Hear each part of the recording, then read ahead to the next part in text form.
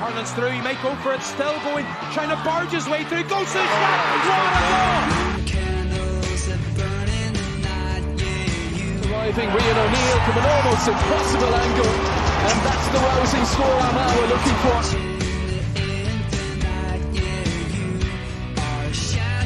Conor Turbin kicks this one in, oh that's absolutely superb. Hello everybody and welcome back to the Sideline Eye podcast. We're discussing the All-Ireland semi-final just gone by on Saturday there, and we're looking ahead to the All-Ireland final as well. We now know who Armagh will play. It's Galway in 2 weeks' time, and I'm delighted to be joined by 2002 All-Ireland winner Barry O'Hagan, and we're gonna discuss All-Ireland. They're through to Ireland. They're going to be Barry, just suppose sum up your thoughts after the semi-final yesterday. It's hard to put into words, Sean. I just think, probably a long time, probably never been as happy at a full-time whistle.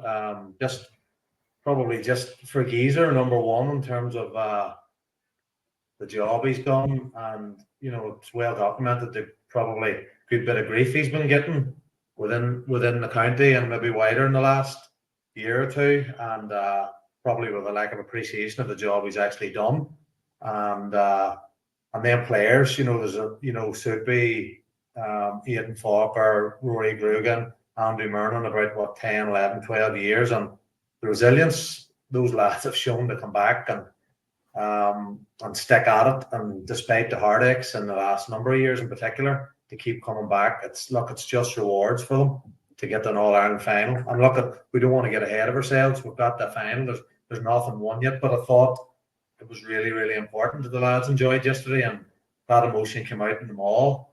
Kieran himself, he doesn't often show that type of emotion, but you can understand it. You can understand it. Nobody, no matter how resilient or tough you are, can take sniping and grief and that. And I think that was just all that just came out yesterday. It was like an outpouring of emotion. And look, no doubt the lads are back in recovering today and with their feet firmly in the ground and getting ready for 2 weeks. But it was important to acknowledge the success yesterday. That's what you train for. And before we move on to the actual game, Barry, tell us about Kieran, because he has had a lot of critics down through the years. He's been there 10 years, obviously, as well. But you've shared a changing room with him, like his own drive, his own desire. It must be off the charts. It is, and look, Armagh have been in 5 senior All-Ireland finals now. He's played in 2 of them, captained the 2 of them, and managed another. Very few people with that record. It probably.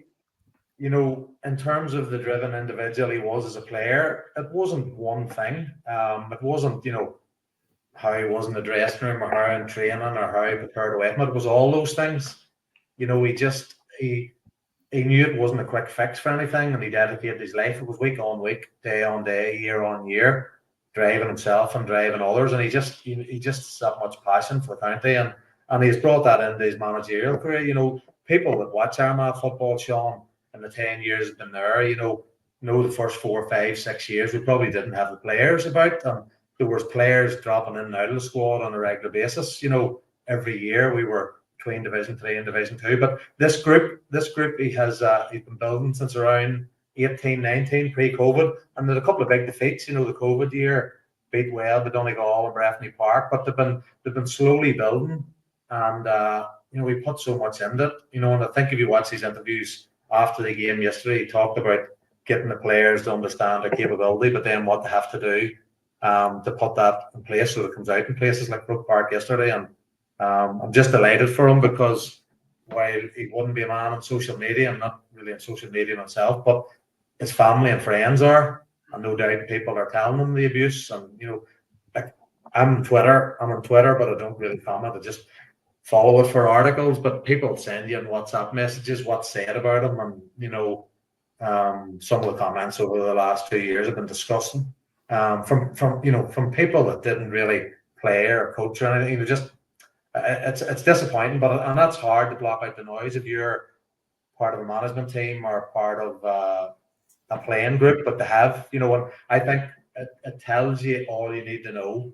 And most of the players' interviews yesterday, the first thing they mentioned was they were delighted for Geezer, they were delighted for Kieran. Now, you're not going to keep everybody happy in the panel, and not everybody's going to love them, but that's mainly probably the boys that aren't getting their place, and even the guys that have been coming off the bench, really, really quality footballers like Oisin O'Neill, Aidan Nugent, Duffy, Ross McQuillan, but they've been content this year to do the job, and so whatever he's doing, whatever his management team are doing, they're keeping them all happy. And I know it is easier when you're winning, but I just delighted for him. I think most people close to that setup, or they would know Kieran well, or close to some of the players, are just delighted that they got over the line. And it's difficult when you're constantly told you can't get over the line type games. You seen Ryan's interview, I think it was with RTE, and there was an outpouring of emotion from him as well about if you keep getting knocked as a player that you can't get over the line in big games. That does annoy you. And finally, in the last two, the quarterfinal and the semi-final, we have got over them. Playing not great, it has to be said, in both games. So I'm hoping in the final we get a better performance out of all the lads, because we're playing in patches like we did yesterday. Did enough to get over the line, but I think Kieran's acknowledged as well in his interviews it won't be enough to get over the line, particularly against Galway in the final. I think the first half was particularly poor by Kerry, just looked a step ahead of them every time. They did. And look, there was bits of the Roscommon game were like that too. Roscommon obviously probably not they're not a great side, and they weren't able to punish us, but I think we were a wee bit flat in the first half, whether it was nerves or the occasion or whatever it was. And a few boys a wee bit off it. But even Ryan, if you watch the game, Ryan was trying hard, working his socks off, tackling, but he wasn't really making an impact with the ball. And that's what makes it so impressive, the second half performance that he turned in with the ball. And people's talking about his scores and all, but his fetch at the end. Yeah. The fetch on the line, he cleaned, maybe Shane McPartland and Blaine Hughes out of it. There was no one getting their hands on that ball, only him. And his kick pass to Connor Turbot for the insurance point, 70-yard, 60-yard pass. I don't think anybody else would trade that. But so you have to hand it. I think we touched on it earlier. You have to hand it to those players. Very flat per first half, went 4 or 5 behind, and as they've done this year, last year, the year before, they just keep coming back. I don't think there's a more resilient bunch in the country playing the sport. It looks like that, doesn't it, Barry? Like everything they've been through, Poundies, Ulster final defeats, near misses, Croke Park defeats, they just keep coming back. Like, it's amazing, it really is. It is. And in a big game like that, big crowd, there's no doubt thoughts come into your head, we're not going to get over the line today. Game went 5 down, carried a few chances to go further ahead, but they just stick to their task. I think that's what's the amazing thing about them, and it's always, all of them. There's nobody throws in the towel, no matter who they are, no matter how well they're playing. They just keep going, and luckily we got a good goal. And when we got that goal, I don't think there was any doubt we were going to win the game. The whole momentum, the energy, just it became a battle. It became a real contest, and I think when it becomes a man-on-man contest like that, there's nobody to beat us. Yeah, the goal was obviously massive. It brought Armagh back into. There were 5 down, and I think the goal, maybe they got a few points in the goal, maybe reduced it to 1, and they just sort of pushed on from that. But Ryan's big point in injury time of normal time, but it looked like that was the game winner, and Kerry come back up the field. What did you think going into extra time? Did you still think Armagh were going to come out on top? I did actually. Ryan's point, do you remember the one he got against Monaghan last year with the outside of his boot? Maybe not as far out, and you just, there was a sense this is going to go to extra time anyway. Even though Kerry came back down the field, I did think the momentum was with us. We looked fitter, we looked fresher, and I knew with more impact off the bench. When I seen Turbot going off, I had an idea they were going to bring him back on again. That was obviously planned, and I got 2 fantastic scores. I just felt we had more legs in us than Kerry had. Kerry were bringing lads off the bench, but they didn't have anywhere near the same impact. So it did pretty soon, with the first 5 minutes of extra time, I thought we were going to get over the line. I didn't think there was going to be any danger. And the truth be told, in extra time, we could have won the game by 4 or 5 points. But like that team does, they never make it easy. They make the fans sweat, and you sweat over every second that the ball's in play. And you mentioned it a few times, but the subs bench was just key. It has been key all year, but again, Soupy got 2 points. McQuillan was brilliant when he came in. Duffy won a couple of good turnovers. You mentioned Turbo come on after being took off to kick 2 points. Like Charlie O kicked a point, like a massive impact off the bench once again. Yeah, I know Charlie O hadn't been getting much game time the last couple of games. I thought he was outstanding when he came on. He won the throw in, but he gave us real legs. He was driving forward, very positive. He got his score. He set up the score. I can't remember who he set the score up for, but you know, he gave us real energy. Oisin O'Neill brings a bit of a calmness to it. He was really unlucky. I know he missed a bad effort, but he was really unlucky from a really wide angle. I think he went to Hawkeye. He brings a calmness that slows it down when you have to. Unfortunately, maybe Aidan didn't have the same impact he has had, but look, maybe trying a wee bit too hard. But look, it gives us serious options for the final, knowing you 5, 6, 7 men that are able to come off the bench and make a real impact in the game. On the fans, Barry, I'm not sure what the official attendance was or what Armagh's attendance was, but it was just all orange. Everywhere you looked, it was Armagh that used the hashtag to bring the orange to Croke Park, and they did it again. The fans were come out in huge numbers, and I know the players and Geezer all said after that does have a massive impact on the field. So it's brilliant for them. I think maybe 55, I'd say we probably outnumbered Kerry 5-1, maybe more, I don't know. And great to see so many young people. A lot of young people in the last 20 years wouldn't be used to success with Armagh and getting the finals. I know we've been a couple of Ulster finals in the last couple of years and haven't got over the line, but no, I thought fans have been fantastic, and it does make a big difference in the stadium like Croke Park. You know, energy sapping, and it does take it out of you when you've the majority of supporters willing you on. Like, so I know everybody reflected that. Even Jack O'Connor in his interview post match was talking about the Armagh fans as like a 16th man, and it's not our rhetoric, it does come into play, you know, when you're tired in the closing stages of a game. So it's brilliant, and it's brilliant they're going to get another day out. You know, they've had a great year. They've had a great 3 years. Even the years we've lost on penalties to Galway, to Derry, to Donegal, to Monaghan. You know, nobody can say as an Armagh fan they haven't been entertained. We might be going home with the result we're looking, but I tell you what, that team has brought great excitement, not just Armagh fans, but to the general GA public. And I suppose, Barry, you were there as a player. What's that build-up to an All-Ireland final like? It was obviously a big gap between 2002 and 77 for your team. What's it like? Nobody's experienced this before. Eugenie and Donaghy. I think it's going to be different. I think we had a 4 or 5 week break. You know, this was before the split season, so there's 2 weeks. So the next few days, starting today, obviously it's going to be about recovery. They'll be doing video stuff on matchups for Galway. I would imagine they'll be away next weekend. So you can imagine Armagh is going to go crazy for the next 2 weeks. But the players will just be recovering the next few days. They'll get away next weekend, and 2 weeks won't be long.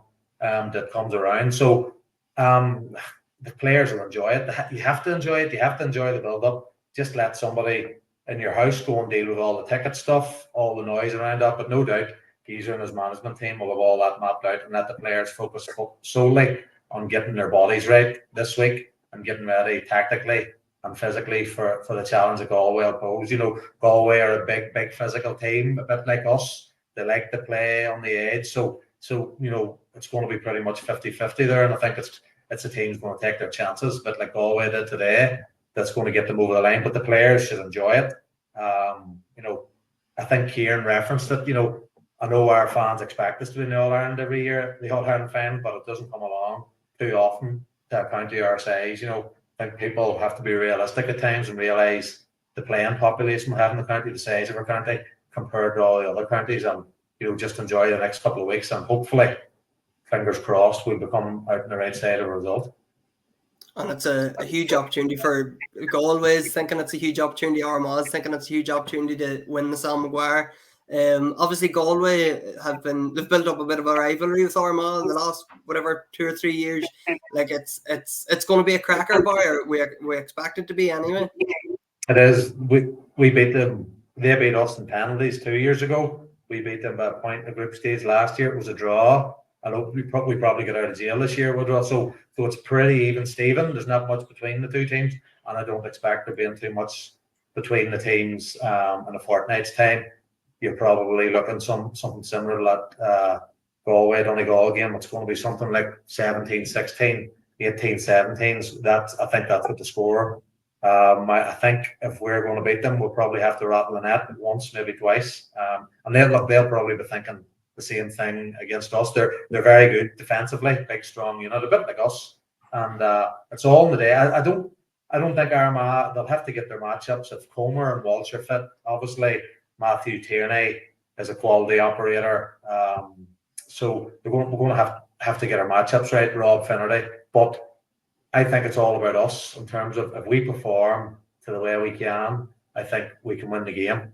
And I think we have to improve our standard of performance. We know that the lads will go to the final whistle. We know the resilience of them, but I just think we need more 70-minute performances out of a lot of lads the next day. I think if you look at yesterday, even Rain was man of the match.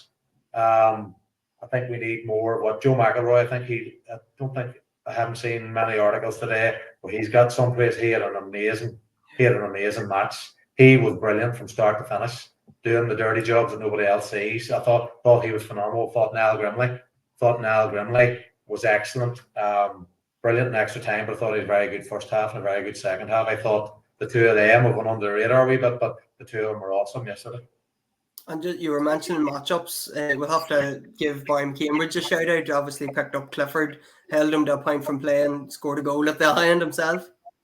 Yeah, and the last 2 days he's been phenomenal. The two Clanner men, really, the two of them probably shoe in for all-stars at this stage, I would say. Aaron McKay as well, the three of them, Blaine Hughes. Blaine Hughes has been the best goalkeeper in the country, and everybody. Ethan Rafferty's been phenomenal the last couple of years and was big blow to Armagh, and that sort of competition has improved Blaine. Blaine was always a quality goalkeeper, but I think he's brought his performance levels this year to a completely different level. He's so calm under the high ball, but his kickouts, when they put the squeeze on us yesterday, I think the one we kicked long the turbo, and I can't remember who won the other one. Maybe it was Niall Grimley.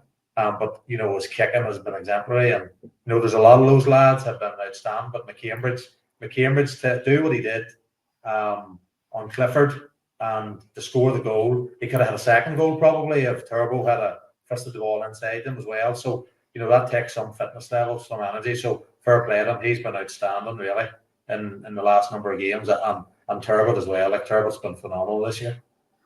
I asked you earlier, Barry, what's the 2 weeks like for a player? What's it going to be like for the fans here? That's going to be, Armagh's going to be good crack for the next 2 weeks. No doubt there'll be sheep painted and cars painted, and there'll be flags and bunting everywhere. And that is the time for fans to go mad. But look, Kieran will shield the players from all of that. They'll be at home with their families. They'll keep them away from all that as well, because at the end of the day, you can enjoy the build-up, enjoy the training, knowing that you've got to the last game of the year, but they'll be fully focused on doing a job.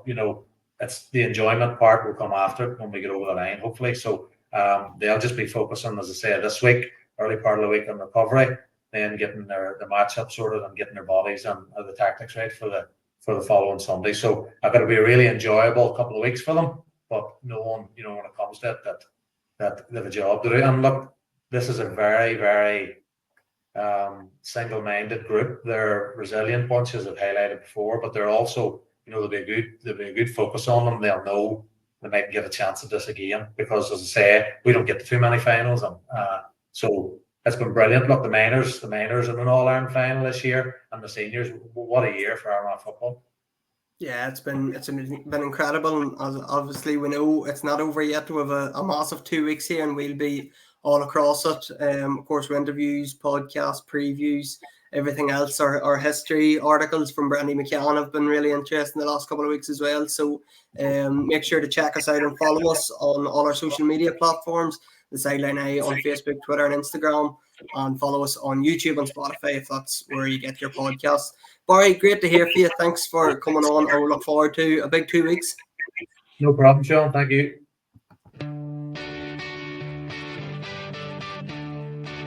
Carlin's through, he might go for it, still going, trying to barge his way through, goes to the shot, what a goal! Arriving Rian O'Neill from an almost impossible angle, and that's the rousing score Armagh were looking for.